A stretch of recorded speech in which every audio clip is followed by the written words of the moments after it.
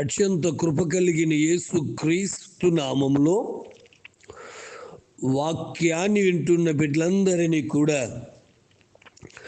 దేవుడు సమృద్ధిగా దీవించి ఆశీర్వదించును గాక. ఆమేన్. ప్రియ దేవుని బిడ్డలారా, అందరూ ఎలాగున్నారు? బాగున్నారు కదూ? ఎవరికైనా బలహీనంగా ఉన్నారా? ఎవరికైనా ఇబ్బందిగా ఉన్నారా? ప్రార్థిద్దాం. నాకు కూడా తెలియచేసినట్లయితే మీతో కలిసి మీ కొరకు ప్రార్థించడానికి నేను సిద్ధంగా ఉన్నాను అని తెలియజేస్తూ ఉన్నాను. ప్రియ దేవుని బిడ్డలారా, మరి వాక్యాన్ని చదివి ధ్యానం చేశారా? మంచిది. మొదటి దినవృత్తాంతాలు 13వ అధ్యాయంలో దావీదు మందసాన్ని తీసుకువెళ్ళటానికి అతడు ఆలోచించిన విధానాన్ని గురించి మనం ధ్యానిస్తూ ఉన్నాం. మొదటగా దైవజనుల దగ్గర సలహా అడగవలసిన ఆయన సహస్రాధిపతులతో అడిగారని, రెండవదిగా భుజస్కంధాల మీద మోయవలసిన మందసాన్ని బండెక్కిచ్చారని, ఇక మూడో విషయాన్ని మనం ధ్యానం చేద్దాం. 13వ అధ్యాయము 4వ వచనం. ఈ కార్యము సమాజనులందరికీ దృష్టికి అనుకూలమాయను గనుక జనులందరూ ఆ ప్రకారము చేయుదుమనిరి. కాగా దేవుని మందసము కిర్యత్యారీము నుండి తీసుకుని వచ్చినకు దావీదు ఐగుప్తు యొక్క షీరో నుండి మొదలుకొని హమాతునకు పో మార్గమునందు ఇశ్రాయేలులందరినీ సమకూర్చెను. మంచిది. దేవుని బిడ్డలారా, దావీదు తీసుకున్న నిర్ణయం మంచిదే, కానీ అతడు పాటిస్తున్నటువంటి విధానం మాత్రం మంచిది కాదు. నీకు ఇష్టమైన కార్యం చేయడం కాదు, దేవునికి ఇష్టమైన కార్యం చేయాలి. మనుషుల మెప్పు కొరకు కాదు, దేవుని మెప్పు కొరకు చేయాలి. మనుషుల పొగడ్తల కొరకు, మనుషుల గొప్పదనం కొరకు చేయడం కాదు. నువ్వు చేయవలసింది, ఈ కార్యము దేవునికి ఇష్టమా, ఈ విధానము యేసయ్యకు ఇష్టమా? యేసయ్య దగ్గర అడగాలి. ఈ కార్యము సమాజకులందరికీ ఇష్టమాయను, అనుకూలమాయను గనుక అనే మాట మనకు కనబడుతుంది. నిజమే. దేవుడి చిత్తాన్ని నెరవేర్చే దావీదు మనుషుల ఇష్టాన్ని నెరవేర్చడానికి మరి ముందుకు వెళ్తున్నట్టుగా కనబడుతుంది. ఏది మనుషుల ఇష్టం అంటే చెప్పారు కదా, బండెక్కించడం. బిడ్డలారా, ఈ రోజున దయచేసి అనేక మంది మనుషుల ఇష్టాలు నెరవేర్చుడు కొరకు ముందుకు వెళ్తూ ఉంటే నష్టపోతాం. ఇంకో ఉదాహరణ చెప్పనండి. అపోస్తుల కార్య గ్రంథం 12వ అధ్యాయం 1, 2, 3 వచనాలు మనం చదివినట్లయితే, ఆ రోజుల్లో ఉన్న హెరోదు అప్పటికే యాకోబు గారిని మరి వీళ్ళందరినీ చంపేసేసి ఖడ్గము చేత హతము చేసినట్టుగా పరిశుద్ధ గ్రంథం తెలియజేస్తూ ఉంది. మరి క్రైస్తవులందరినీ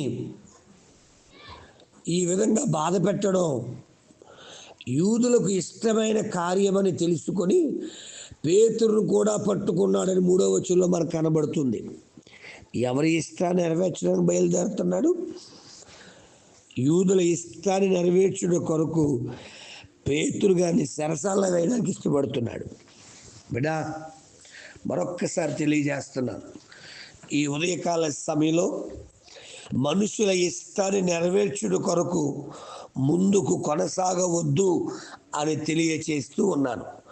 ఇంకొక మాట ముందు చెప్పి నేను సమయాన్ని బట్టి ముగిస్తాను. ఉజ్జా అనే ఆయన దయచేసి చెయ్యి చాపితే చనిపోయాడు అని మనం ధ్యానం చేశాం. ఎందుకు అంటే ఉజ్జాకు తెలుసు 4:15 ప్రకారం సంఖ్యాకాండంలో దాన్ని ముట్టుకోకూడదు, మోత కర్రల ద్వారానే మోయాలని. మరి మోయాలి అని తెలుసు, మోతకర్రలు ఉపయోగించాలని తెలుసు, కానీ మనుషుల ఇష్టాలు నెరవేర్చుట కొరకు అతడు మరి ఆయన బండి ఎక్కి కూర్చుని బండి తోలుతున్నాడు. అబ్బాబ్బా, ఎంత గొప్ప విషయమో! మొయ్యాలి, పడిపోతుంటే మోతకర్రతో పట్టుకోవాలి.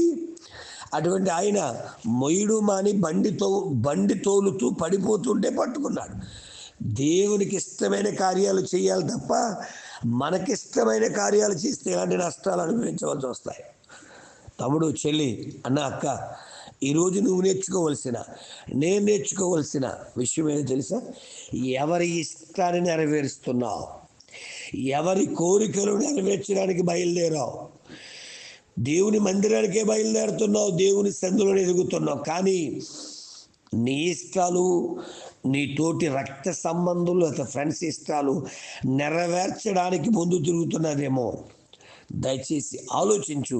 ఒకవేళ ఇప్పటికే మనుషుల ఇష్టాలు నెరవేర్చి, నీ తోటి అధికారుల ఇష్టాలు నెరవేర్చి మోసపోతున్నావేమో, ఈరోజు నుంచి యేసయ్య ఇష్టాన్ని నెరవేర్చడానికి నీకు అవసరమైనప్పుడు కూడా చూడండి, కుష్ఠరోగి యేసయ్య దగ్గరికి వచ్చి అంటాడు, అయ్యా నీకు ఇష్టమైతే నన్ను శుద్ధిని చేయి అంటాడు.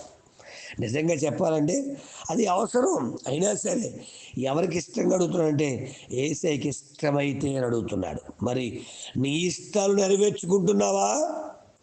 దేవుని పరిచర్య పేరు చెప్పి, దేవుని పనుల పేరు చెప్పి నీ ఇష్టాలు నెరవేర్చుకుంటున్నావా? దైవ ఇష్టాన్ని నెరవేరుస్తున్నావా? ఒక్క నిమిషం ఆలోచించి ప్రార్థిద్దాం. పరమ తండ్రి, నీకు వందనాలు అయ్యా. మేము చేసే భక్తి, మేము చేసే నడవడిక, మేము చేసే ఆత్మీయ కార్యాలు, మేము చేసే దాన గుణాలు మా పేరు ప్రఖ్యాతుల కోసం, మా ఇష్టాలు నెరవేర్చు కోసం కాదు నాయనా. నీ చిత్తము, నీ ఇష్టము నెరవేర్చుట కొరకు మీ జ్ఞానమును మాకందరికీ అనుగ్రహించమని, దర్శించి, దీవించి, రక్షించి, ఆశీర్వదించి, మేలుతో నింపమని, నీ సేవ కొరకు మమ్మల్ని సిద్ధపరచమని, నమ్మకమైన బిడ్డలుగా జీవించుటకు మార్గాలు తెరవమని, నీ కృపను మా పట్ల విస్తరింపచేయమని, గొప్ప కార్యాలు జరిగించమని యేసు నామమున అడుగుచున్నాను తండ్రి, ఆమేన్. ప్రార్థన అవసరతల కొరకు నా సెల్ నంబర్ 9866958571. ప్రభు కృప మీకు తోడుగా ఉండును గాక.